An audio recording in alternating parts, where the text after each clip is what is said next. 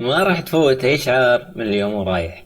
جبت لكم بوت جديد مهمته إنه يربط لك 5 منصات، إشعارات 5 منصات في منصة واحدة. هذا البوت الجميل قادر على إنه يرسل لك إشعارات البثوث، سواء في منصة التيك توك أو الكيك أو اليوتيوب أو التويتش أو حتى منصة رامبل، كلها في الديسكورد.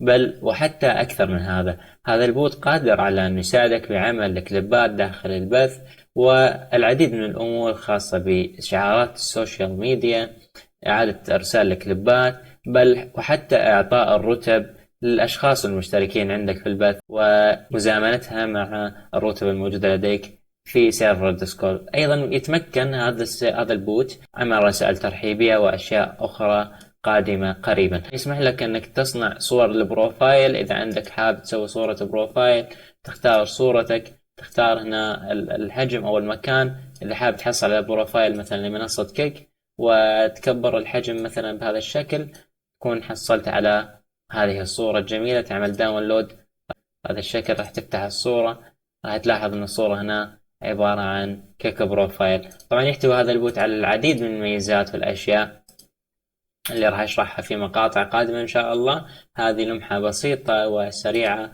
عن البوت وإعداداته. طبعا من هنا نختار السيرفر. أيضا بإمكاننا من هنا ضبط الإشعارات لكل المنصات على حدة، وكل منصة ممكن نربطها في قناة على حدة في سيرفر ديسكورد. أيضا ممكن أن تخصص كم عدد صانع المحتوى تريد أن تضعهم وتستلم إشعاراتهم في قناتك أو في سيرفرك في الديسكورد حسب اشتراكك. يوجد عندهم اشتراك البريميوم يحتوي على عدة نسخ، ممكن سيرفر بريميوم، عندك يوزر بريميوم، وعندك سيرفر بريميوم بلس. كل واحدة له ميزات نشرحها مستقبلا واحدة واحدة.